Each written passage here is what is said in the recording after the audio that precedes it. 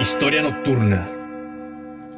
Fue hace ya muchos años. Mi esposo en ese entonces había perdido todo el dinero que nos quedaba en un mal negocio, y la escuela en la que yo trabajaba había cerrado, así que no pudimos seguir sosteniendo nuestra vida en la ciudad y nos regresamos al pueblo. El problema es que ya para esa época el Laurel era prácticamente un pueblo fantasma. Muchos habían abandonado sus tierras y sus casas después de que una rara epidemia fue causada por el agua que consumíamos. Y aunque ya se suponía erradicada la enfermedad, la mayoría no quiso regresar porque ya había hecho su vida en otras partes. Lo único que teníamos ahí era una casa vieja que era de la abuela de mi esposo y que en esa fecha en que nos regresamos tenía más de 5 años abandonada.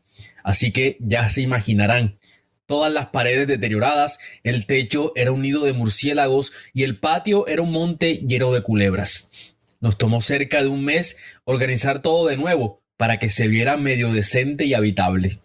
Pudimos levantar las paredes dañadas y mi esposo, que era bueno con el barro y la arcilla, arregló bien el cuarto principal para que se viera impecable, pero ese cuarto iba a ser mi martirio. El resto de la casa no la intervenimos porque era demasiado trabajo. Tenía otro cuarto, pero el techo en esa parte había que hacerlo de nuevo. Además tenía una plaga de hormigas bravas en el suelo que por más que hicimos no dimos para erradicar.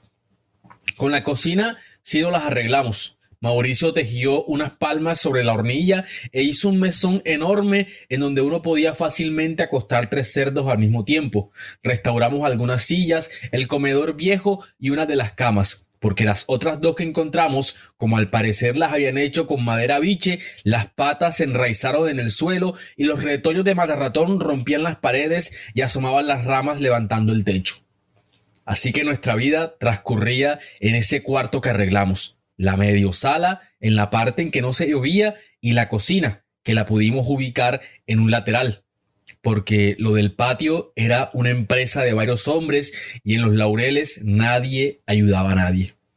Al lado de la casa había una pieza en medio de un patio lleno también de monte y agua estancada. Esta pieza estaba hecha de horcones y barro. Estaba pegada a la pared del cuarto en donde nosotros dormíamos. Al parecer, quien construyó eso se pegó a la estructura de nuestra casa para levantar una pequeña habitación en donde vivía una señora de aspecto lamentable. Siempre la veía salir en las mañanas con una bata amarillenta y rota, a atizar un fogón de leña que había armado encima de un nido de comején. Allí, en un caldero viejo y machucado, la veía fritar tajadas, que luego comía untándolas en manteca de cerdo. Nunca supimos cómo se llamaba, pero se veía muy enferma y en mal estado. El cabello, ya emblanquecido por los años, se enredaba de hojas e insectos muertos. Su piel, reseca del sol y el mugre, se le notaba malherida y llena de costras. Además, sufría de alguna rara infección en la vista, lo que la hacía estar todo el tiempo rascándose los ojos con una de las puntas de la bata, lo que con el tiempo le provocó la aparición de llagas horribles en su rostro, de donde le escurría materia verde amarillenta que también retiraba con su bata.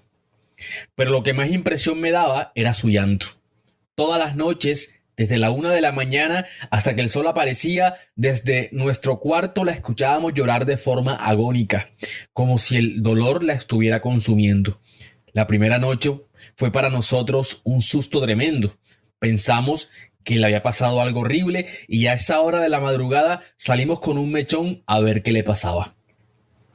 Recuerdo que cruzamos la cerca del lado del callejón de la entrada. Nos acercamos a la pieza, cuya entrada era apenas cubierta por una cortina traslúcida que dejaba escapar la triste luz de una vela que reposaba en el suelo, al lado de lo que al parecer era una hamaca improvisada hecha con retazos de tela vieja. Mi esposo medio cruzó la puerta alumbrando todo el lugar con el mechón, viendo que todo adentro era un arrume de trastes, madera seca, muebles desarmados, de portarretratos apoyados en las paredes y unos 20 crucifijos enormes que colgaban de los listones que sostenían el techo de palma, por donde se escuchaban corrían ratas de un lado a otro.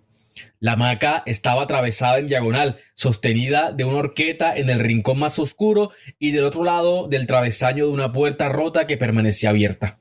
Creímos que ella estaba ahí porque escuchábamos su quejido, aunque no tan fuerte como lo escuchamos en nuestro cuarto. pero además se veía el bulto pesado que contorneaba la figura de una persona reposando al interior de la hamaca, que a su vez estaba tapada con una colcha que al parecer estaba hecha de sacos de fique. Señora, ¿está bien? ¿Le ayudamos? Fue lo que mi esposo le preguntó desde la puerta, mientras yo, 1 metro detrás de él, alumbraba alrededor del lugar que no fuese a salir una culebra del agua estancada que rodeaba la pieza. Señora, le volvió a insistir mi esposo, pero la mujer no contestaba. Solo sollozaba y tosía, como ya la había escuchado toser en esa mañana. Una tos seca y escandalosa que me daba la impresión le hacía doler de forma horrible la garganta, porque pasaba el día con la mano sobándose el cuello y el pecho. Señora, ¿le traigo agua?, le dijo mi esposo, pero en ese momento ella dejó de llorar y todo a nuestro alrededor quedó en silencio, un silencio aterrador de varios segundos. Él se volteó hacia mí para decirme que no fuéramos, pero en ese momento el crujir de una rama que acababa de ser destrozada por las pisadas de alguien nos crispó los pelos. Ambos apuntamos la luz hacia el patio, en dirección en donde estaba el fogón de la señora, y la vimos, ahí, de pie, con un bulto de leña entre los brazos.